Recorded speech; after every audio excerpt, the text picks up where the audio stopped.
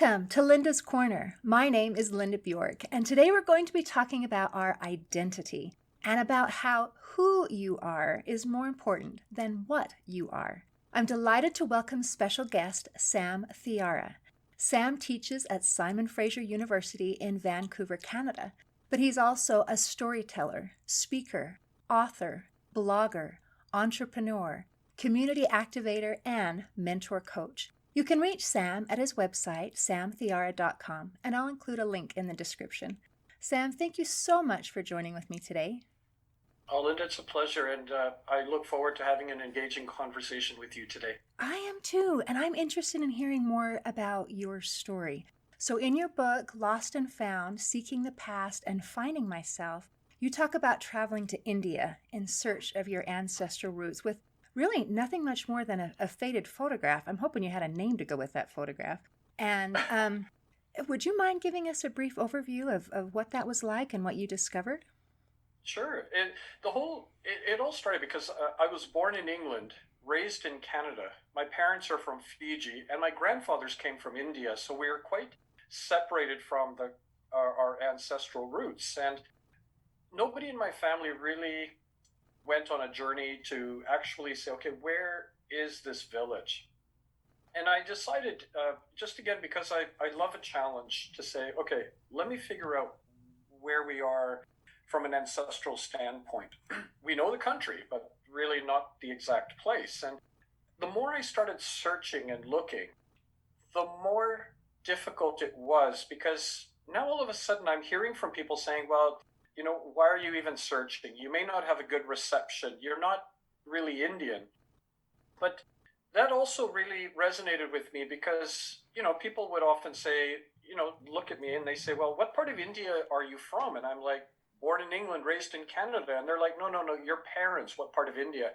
I said, my parents are from Fiji Islands near Australia. And they're like, are you Indian? Well, my grandfathers come from India. So I decided to go on this journey. And a couple of days before I left, and I had sparse information, my cousin in California, his father had gone to the village, but that was years and years and years ago, but nobody really captured that information. So he sent me this photograph of the people that are from our village. That's all I had to go by, really. And some sparse information of approximately the district. And so, as a result, what we found is we didn't really know where this village was. So I went on this journey, and it was an arduous, difficult journey because I was not only finding my village, I was also trying to find myself, my Indian roots. So when I was going along in this journey, and that's why the book is Lost and Found, Seeking the Past, Finding Myself, is the journey involved trying to find my ancestral roots. And without giving away the process I went through, by some randomness and some, intervention of some sort, I was able to actually find my grandfather's house. And it was quite a journey because there were setbacks along the way, but it was also about realizing my own identity as, I went to India seeking, my Indian roots.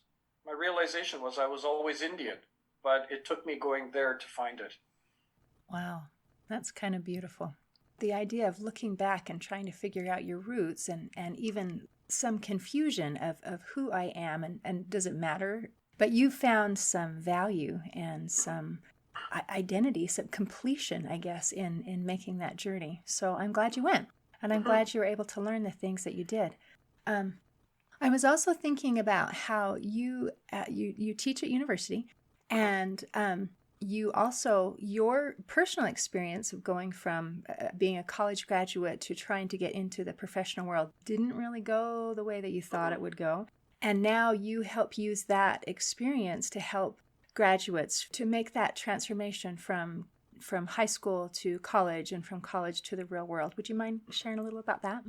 Yeah, I think a lot of people struggle with this. And years ago when I was in university, you go through this process of going through school and then this understanding that when you graduate, you'll get a job. You sort of fall into this corporate piece. And I remember sitting at graduation, and as I walked across the stage, shaking the hands of the dignitaries, And as I walked off the stage, it felt like a virtual door slammed behind me and there was no handle because everything familiar to me was behind that door. And I mean, I graduated with a degree in business and political science and a sense and idea of, well, who's lucky to get me? Because that's a really great combination.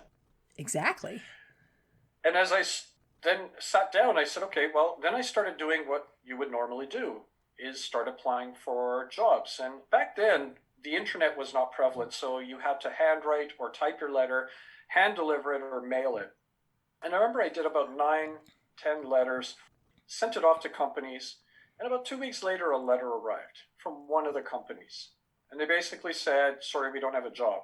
I was like, okay, but that's okay. I have 8 more, 9 more letters out there. But I'm going to send 3 more out to different companies. And the more letters I sent out, the more letters came back. And the idea was, when I read this, the letters, they were saying, we don't have a job for you. We're not sure what you're looking for. Good luck in your search. And I don't know why I did it, but I kept all my rejection letters. Wow. That's 86 rejections in a short time of people who said, you don't know what you're looking for, but hey, good luck. And my first job when I graduated university, I finally did get a job.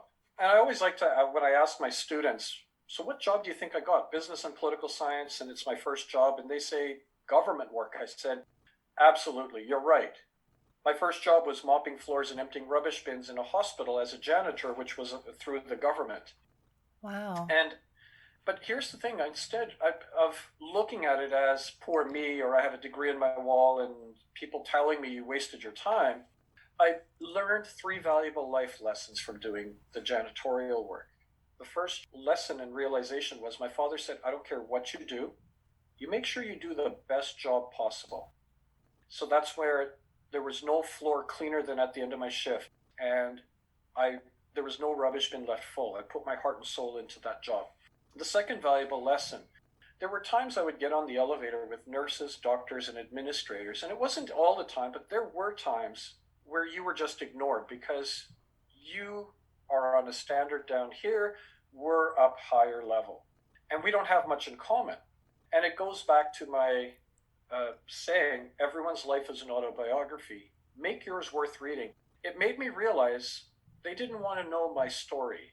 But everybody has a story. And this is why the lesson I learned from this is I talk to everyone. Everybody has something to share. And I will never ignore anybody. The third valuable lesson I learned from being a janitor is in anything that we do, you can either look at it from the lens of, well, I'm a janitor and it's this. I went in saying, can I learn something from this? And what I learned is from that is actually lessons.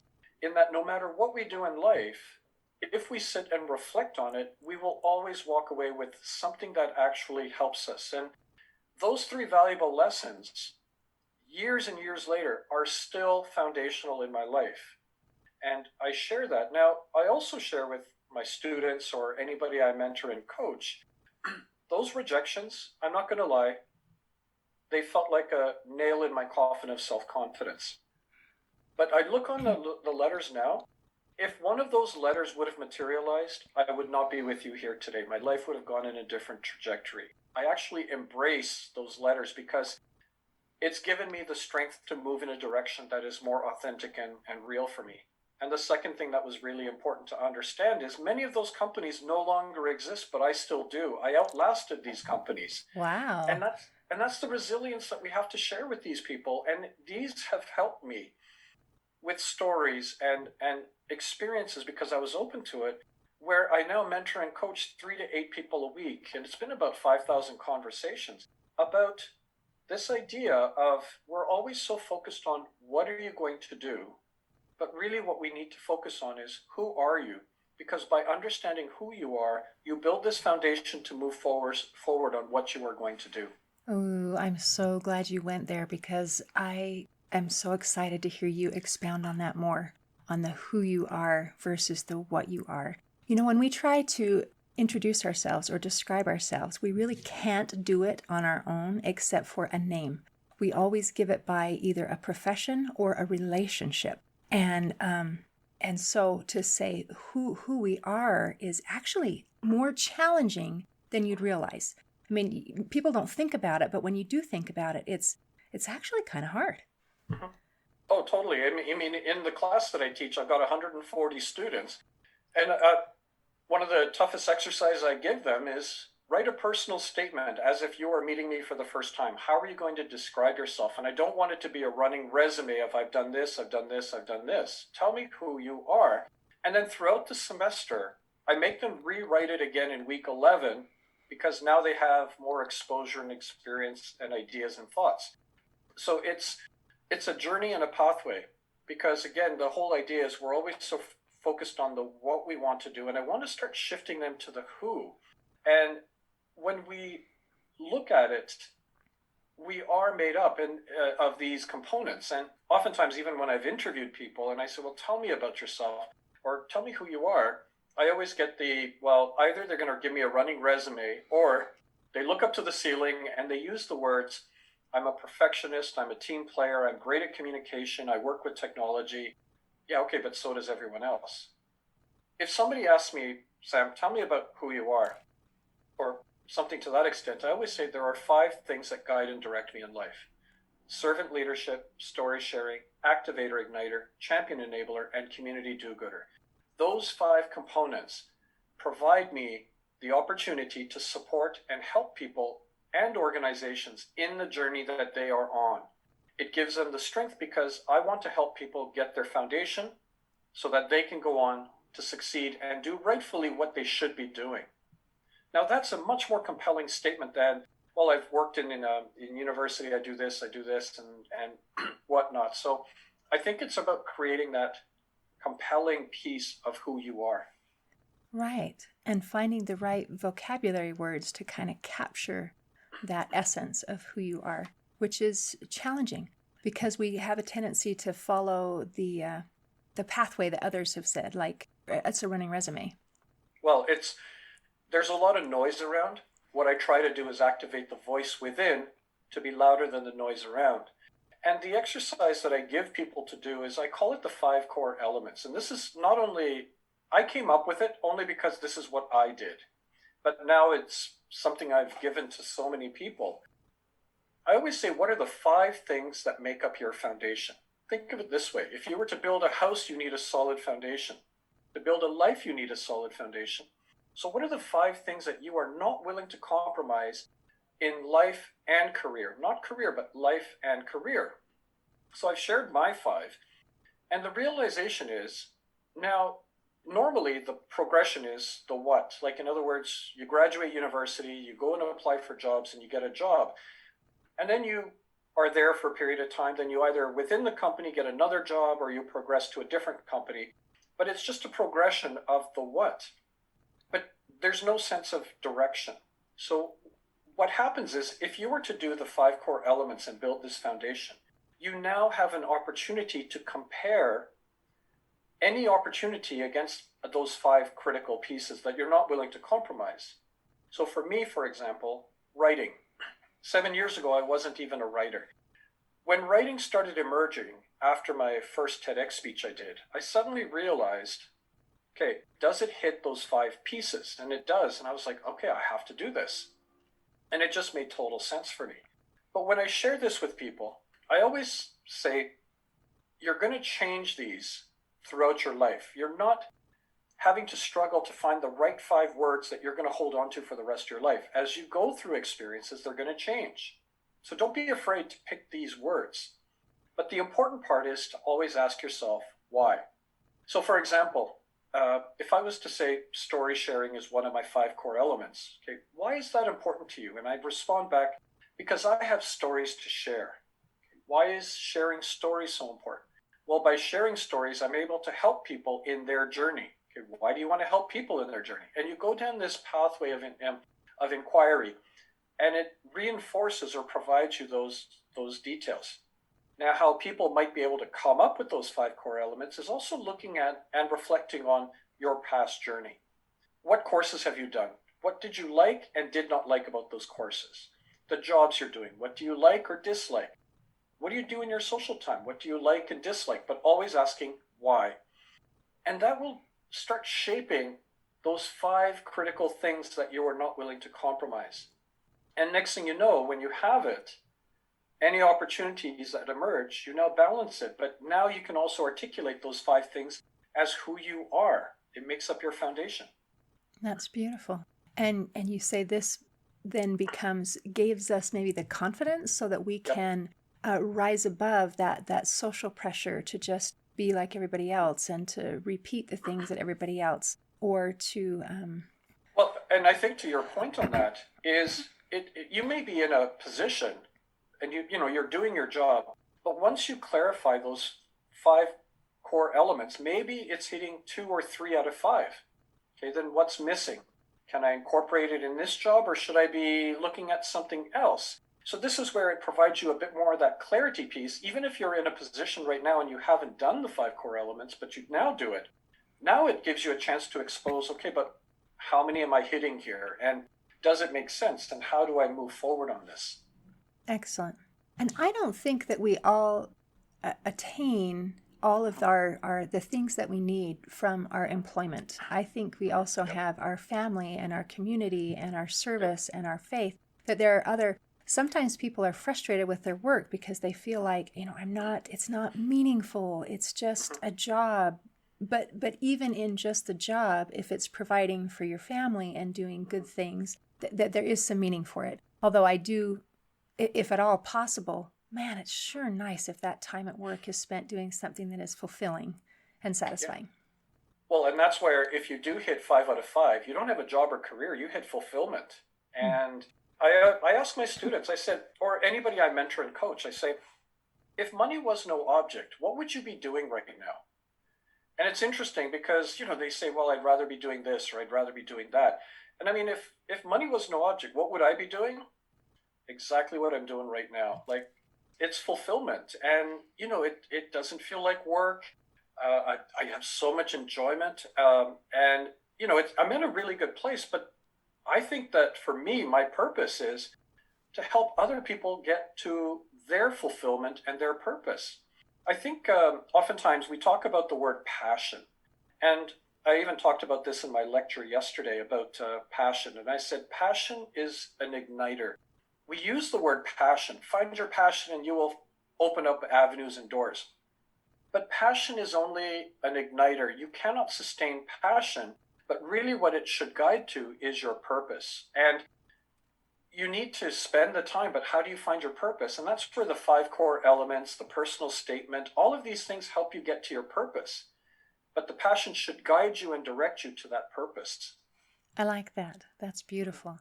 Okay, so purpose over passion. I like that. And you also talk about leadership in kind of a different way than other people do. Would you explain your position on leadership? Sure. And my background is in leadership, but it doesn't make me a leader. And there are times where I'm mentoring and coaching people, and they're like, Sam, okay, so I came to you because I want to be a leader. And I'm like, okay, so why'd you come to me? And they're like, well, you're a leader. And I said, okay, well, what are some of the words what makes me a leader? And they use these beautiful words. And I said, you know what? None of those things make me a leader. Those beautiful words, but none of them make me a leader. There's only one thing, and that's the followers. I don't determine if I'm a leader. You determine if I'm worthy of that title. But people see leadership as a position or a place to be. Leadership is a lifestyle. And there may be people that don't resonate with your the personality or who you are. So, for example, even in my class yesterday, I did a poll. How are things going? And 3 out of 140 students said, yeah, this isn't what I was really expecting. Okay, so that's 3 people that aren't really connecting with the class or my messaging. And I said, okay, you know what? This is anonymous, but why don't you reach out to me? I'm not punitive. I want to learn about what is it that I can do better. But I try to help people understand that leadership is a lifestyle, and you don't determine if you're a leader. The people around you determine if you're worthy of that title or not. So just be the best version of yourself, and the people who feel that you are worthy of that title are gravitating towards you. And the ones who don't, they're going to be away. And you can't force people to follow you. No, you can't. You can't. So what advice would you give to these people who are coming to you to be mentored on how to be a leader? What would you say? Oh, just what you have to do is, instead of focusing on yourself, focus around the people around you, support them. And if that is your process, they're going to deem you as a leader. But don't look at it through your eyes that you're a leader or that you want to strive to that thing called leadership. Be there to support, guide, and help if that's what matters. Some of it could be direct and tell, but that's if your style. And some people will resonate. But focus on the people around you, not on yourself, that you're going to go to this place called leadership. They're going to carry you to that position based on who you are. That's kind of along the lines of servant leadership, that sort of... Roll up your sleeves and just do things that need to be done. And that's why one of the 5 things I have is servant leadership. That is the kind of leader I would like to follow. So that's beautiful. It's by invitation and not by force. And that makes all the difference. Beautiful. That's beautiful. Okay. So you say something about connectedness and a puzzle analogy. Do you want to share that one? Sure. I think that so again, through my first TEDx speech, it was on discovering the extraordinary and the ordinary. And really what we do is we live in a world that's very ordinary, but embedded in the ordinary are these tremendously extraordinary experiences. But we are in autopilot and we often miss it. And I'm going to share you an example of how different this is. This is a single piece of a jigsaw puzzle. And this is what people feel like. They feel like that single piece, they're not sure where they fit in or how they fit in. And it's ordinary, but I say it in a way that suddenly I can physically see a transformation in the people's face. Because I say, instead of focusing on a single piece, focus on my puzzle. Because if I give you a piece of my puzzle, do you realize my puzzle will be permanently incomplete without you? Do you realize how important you are to me? And I see the transformation in the face because now you've made it extraordinary. I've given about 5,000 pieces in the world to date. And I hear back from people saying, you gave me a puzzle piece 7 years ago. Do you know, it's still taped to my mirror. And every morning I wake up, it reminds me someone told me I mattered. It's in little curio boxes. And people tell me it's in a special place. When I move, it comes with me. When they travel, they have it in their backpack, in their wallets. I even have people who have it in their wallets and they see me at an event and they come running up saying, Sam, I still have your puzzle piece. And then the last one is the frantic nature. Somebody will come to me saying, Sam, I lost your puzzle piece. I feel disconnected. Could you please give me another piece? And I promise to guard this one better. So it's just a simple way to remind people how important they are. Because I think that we forget through life that even a simple gesture as something as a puzzle piece, which is ordinary, can be transformed into extraordinary just by that simple action. It's how we word and phrase and purpose we put behind things. That's beautiful. So the idea that it is incomplete without me, that resonates with me as well. Because I know how frustrating it is when you're trying to put a puzzle together and there's a piece missing. And you just want to throw the whole thing away because it is no good. It's incomplete. So, to think that I am part of the completion, that's really something. Thank you, Sam. That's amazing. Okay, so that was a beautiful expression of storytelling and an explanation. Do you want to give us some more? Because that's kind of one of your gifts anyway. You have several. Well, so I did a TEDx speech on storytelling, and that was Discover the Extraordinary and the Ordinary. And people said, you tell stories, but how can I tell stories? And I had to sit down and unravel what that means. And I came up with the term carpe. So carpe diem is seize the day, but carpe is how I build stories. So C stands for curiosity. So for example, with the puzzle analogy, curiosity was stopping me when I saw a puzzle piece. A stands for appreciation. In other words, now you start appreciating it for more than what it is. So I appreciated the puzzle piece for more than what it is. And R stands for reflection. Reflection is where you think deeper about it and add purpose and meaning to it. So that's the reflection bit, to say, this might involve something more deeper. And what does it mean? Connectedness, relationships. P stands for perspectives. We all have different perspectives. And it's about honing in on what your perspectives are and applying it to, let's say, the puzzle piece. What it means to me is connectedness. It might mean something else to someone else. E is experience. And that's the one that captures it all. And if you don't capture your story and make it into an experience, and this is what I do all the time for all the stories I have, is they become experiences. If you don't do it, your story dies an untimely death. And that's where it's about curiosity, appreciation, reflection, perspective, and experience. Those 5 things blend together, so then you can even make, extraordinary out of the ordinary. And it happens to me all the time. In my first TEDx speech, I talked about a doorstop being, it's a doorstop and it's ordinary, but I made it extraordinary to say, but it's reflective of the people around me who have helped me in career. They've held the door open for me, much like what a doorstop would do. So that's how you discover that extraordinary out of ordinary. By looking for it and looking for that perspective. Okay, that's beautiful. Thank you. You've given me so many things to think about, and I'm so grateful that you shared these. Is there anything else particularly that you want to share today? Or I just like to add that, everybody is on a journey. Everybody has stories to share. And it goes back to that piece. There's 2 quotes that I live by.